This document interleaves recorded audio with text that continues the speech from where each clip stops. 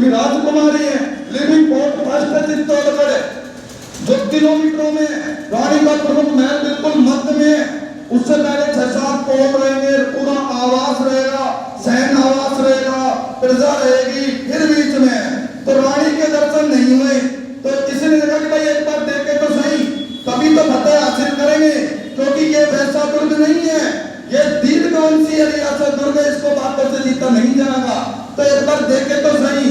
तो इसने क्या है कि अपनी जो नीति थी उसको बदला, और नीति को बदल के इसने क्या किया कि इसने परकोटे में अपने तीरंदाजों को संदेश दिया कि जैसे ही राजा परकोटे में आए तो तुम क्या करना, परकोटे में से रतन सिंह को बंदी बना लेना, घुटने में तीर लगाना।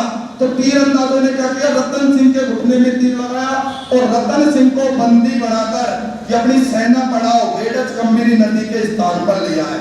अब रतन सिंह बंदी बन गया।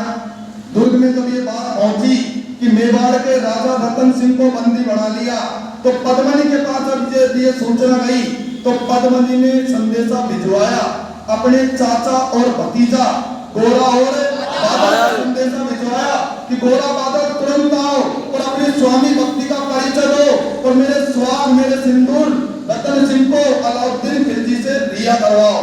जब उनके पास खबर पहुंची तो पद्मनी क्या घबरा गई उस समय। पद्मनी को पता है कि मान लो युद्ध की योजना बनाई तो रतन सिंह उनके पास कब्जे में पड़ा हुआ है, अगर उसने रतन सिंह को कोई नुकसान पहुंचाया, मार डाला तो क्या होगा। तो उसने एक बार कहा गोरा बादल से कि वो उसकी मनोकामना तो पूछो, उसकी इच्छा क्या है। तब गोरा बादल ने बताया कि उसकी इच्छा है कि वो तुम्हें देखना चाहता है। तो पद्मनी ने कहा कि भाई देखना तो चाहता है, लो दिखा देते हूं, चलो दिखाएंगे उसको। लेकिन गोरा बादल ने कहा कि ये देखने की बात नहीं है, ये अपने स्वाभिमान की बात है। अपने जो रजवाड़ी वीरांगनाएं हैं, ये महलों में रहती है, पर्दों में रहती है, ये दिखाने वाली महिलाएं नहीं है।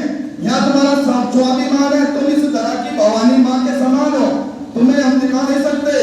रही बात तुम्हारे स्वाद की, चित्तौड़ के स्वामी की, तो ये गोरा वचन देता है कि जब तक धड़गोरा शीश रहेगा सुम महाकाल भी आज मृत्यु से दूर रहेगा, कि जब तक गोरा के धड़ पर ये शीश लगा हुआ है तब तक महाकाल भी तुम्हारे पति तुम्हारे स्वाद को मृत्यु नहीं दे सकता। ये वचन देते हुए जब उसने पद्मनी को समझाया, तब रतन सिंह के पास में अलाउद्दीन खिलजी ने कहा कि अगर तुम मुझे मेरा संदेशा पहुंचवाओ और पद्मनी को अगर मुझे दिखला दोगे तो मैं तुम्हें रिहा कर दूंगा और अपनी सेना को लेकर चला जाऊंगा। तो रतन सिंह ने सोचा कि मैं बंदी बना हुआ हूं, युद्ध कैसे होगा, पहले दुर्ग में संदेशा तो पहुंचा है। तो रतन सिंह ने कहा कि पद्मनी हमारा स्वाभिमान है, चित्तौड़ धरा का स्वाभिमान है पद्मनी, वो ऐसे नहीं है कि पहले मेरा संदेशा भिजवाना पड़ेगा। अब अलाउद्दीन रतन सिंह को पता था कि मेरा जो संदेश है मैं ही पढ़ सकता हूँ, क्या मैं लिख रहा हूँ, क्योंकि ये तो पढ़ नहीं सकता, क्योंकि ये खिलजी अपन मेवाड़ी भाषा लिखेंगे, अपन तो डिंगल भाषाओं में जाएंगे, ये कहना नहीं डिंगल क्या है। तो उसने कहा बिल्कुल मैं पत्र भेजता हूँ। अलाउद्दीन खिलजी राजी हो गया कि पत्र जाएगा। अब मांग तो ये थी कि पद्मनी को भेज देना, अलाउद्दीन से कह रहा है कि दिखवाओ। तो इसने कहा वो ऐसे नहीं आएगी, रानी है, स्वाभिमान है, पालकियां सजेगी और पालकियों में अपनी सारी दासियों के साथ में सुंदर राजकुमारी पद्मनी आएगी और निश्चित रूप से आपको दिखाया जाएगा पद्मनी कि कितनी सुंदर है।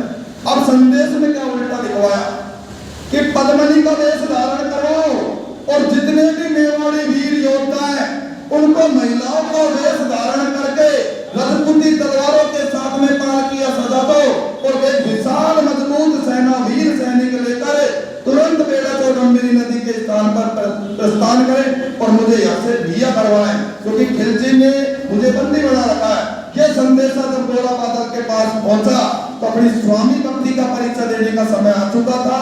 तो 1600 पालकियां सजाई गई और उन पालकियों में जितने भी मेवाड़ी वीर थे उन मेवाड़ी वीरों के साथ में रजपूती सेना पालकियों में बैठ गई और पालकियों में महिलाओं के वेश में रजपूती सेना जा रही थी, रवाना हो गई।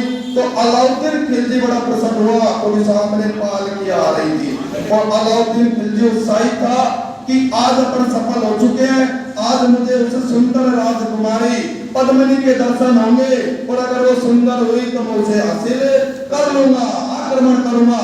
खिलजी के बारे में रतन सिंह को भी पता था कि ये खिलजी है, तुर्की शासक है, छल कपटी है, छल से जीतते हैं ये, तो उस छल का इनको भी मालूम था। इसलिए इन्होंने क्या किया, उस छल को नष्ट करने के लिए मेवाड़ी सरदारों को लाए। जबकि इतिहास मलिक मोहम्मद जायसी का कहता है कि पद्मनी कांच लगाए गए, फिर प्रतिबिंब लगा और बेड़च नदी के जल में दिखाया। अरे दिखाता तो आग में जल जाती क्या, लेकिन ये अपने स्वाभिमान को कमजोर करने के लिए चीजें दिखाई जाती हैं। इसलिए पद्मावत इनका विरोध हुआ, क्योंकि ये हमारे स्वाभिमान के साथ एक बहुत बड़ा इतिहास के साथ छेड़छाड़ था। जिस पद्मनी ने अपने स्वाभिमान को जिंदा रखने के लिए 1600 राजपूत लड़नाओं के साथ में अग्नि में अपनी देह को त्याग किया, उस स्वाभिमान को ये छेड़छाड़ गिराने की कोशिश करते हैं, जबकि अपना इतिहास कुछ और ही है। अब आए घोड़ा बादल जो स्वाभिमान बचाने आ रहे थे, अपने नमक का कर्ज अदा करने के लिए आ रहे थे, क्योंकि ये पद्मनी के चाचा और भतीजा थे।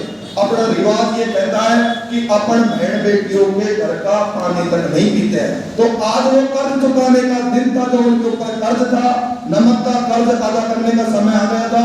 तो लेकिन अलाउद्दीन खिलजी के मन में बात आई कि अलाउद्दीन खिलजी को लगा कि ये मेवाड़ी धरा जो वीरों की धरती है, वो धरा के सैनिक इतनी जल्दी राजी कैसे हो गए। निश्चित कुछ ना कुछ मेरे साथ बड़ा गप्पा होने जा रहा है, नहीं तो ये आसानी से नहीं मान सकते। ये तो मरने मारने जो दृढ़ रहते धर्म को तीखी रहते करता, वो है तो जो तलवारें चलाते हैं मरने मारने के लिए लड़ते हैं, निश्चित रूप से कोई धोखा है। तो इसने क्या किया, अपने सेनापति को भेजा, पहले तू जा देख के आ कि पद्मनी है या नहीं है। तो मोहम्मद जफर सबसे पहले जाते हैं, और मोहम्मद जफर ने जैसे ही पालकी का पर्दा हटाया, पड़ा घोड़ा लेकर, घोड़ा उसके सामने पड़ा और घोड़ा जब उसको मारा तो मोहम्मद जफर अलाउद्दीन खिलजी को कुछ समय के लिए दिखाई दिए, बाकी जमीन के भीतर। और जब ये आपस में पूरे रजवाड़ी सरदार निकले तो उन्होंने जो तुर्की सेनाओं को काटना शुरू किया, तो समस्त सेना को काटते हुए जब जा रहे थे, तब अलाउद्दीन खिलजी के पास पहुंचने से पहले जब उन्होंने कहा कि इतिहास में जाके सुनना हमारी कहानी, और आज इतना खून बहाएंगे जितना तुम्हारी नदियों में नहीं था पानी। आज पानी के स्थान पर खून की नदियां बहेंगी। लेकिन लड़ते लड़ते अचानक युद्ध के दौरान क्या होता है, घोड़ा का शीश धड़ से अलग हो जाता है, लेकिन बिना शीश के भी धड़के वो लड़ता रहा। और लड़ते लड़ते जब बादल की नजर घोड़ा पे पड़ी तो बादल की आंखों में आंसू आ गए, क्योंकि उसके सामने ही घोड़ा का शीश कटा हुआ पड़ा था, जो धड़े बिना शीश के जब लड़ रहा था। तो बादल ने भी अपने हथियार डाल दिए और लड़ते हुए दोनों वीर अपने स्वाभिमान, अपनी वीर धरा के लिए वीर गति को प्राप्त हो गए। और लड़ते हुए रतन सिंह राणा केसरिया करता है, बदले में रानी पद्मनी 1600 राजपूत लड़नाओं के साथ में आग में क्या कर लेती है, धोआ। तो यहाँ पे हुआ था बड़ा अग्नि धोआ। ठीक है, बाकी कल